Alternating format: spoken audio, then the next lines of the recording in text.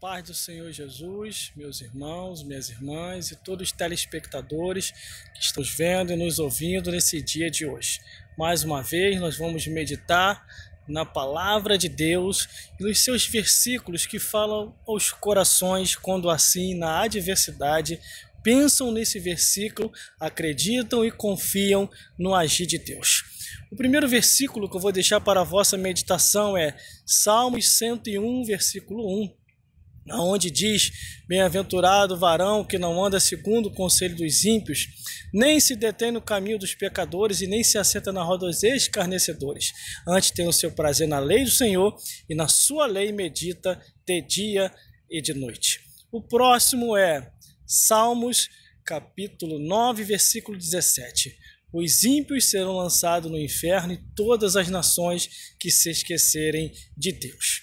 Salmos 23. O Senhor é o meu pastor e nada nos faltará. Salmos 34, versículo 7.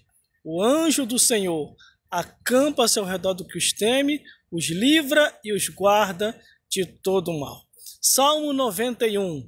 1000 cairão ao teu lado, 10.000 à sua direita, mas tu não serás atingido.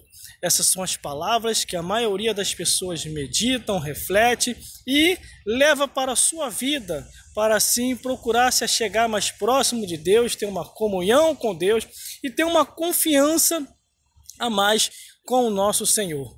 No livro de Mateus, falamos o Antigo Testamento, vamos falar um pouco do Novo Testamento. No livro de Mateus, capítulo 4, nos fala sobre a tentação de Jesus após passar 40 dias e 40 noites no deserto, chegando-se a ele o tentador, e Jesus o venceu com o poder da palavra de Deus. No livro de Marcos, nos fala claramente que, meu Deus do céu, Jesus iniciou o seu ministério com a palavra arrependei-vos. No livro de Lucas, Lucas 16, nos conta a história de dois homens. Um era rico e o outro era mendigo, nem pobre não era, o outro mendigava. E a Bíblia diz que os dois morreram no mesmo instante, no próximo das horas um do outro. E aconteceu que o mendigo morreu e foi levado pelos anjos para o seio de Abraão. E morreu também o rico e foi sepultado. E no Hades, que se chama inferno, viu ao longe a Abraão e o mendiguinho Lázaro sendo consolado e ele atormentado.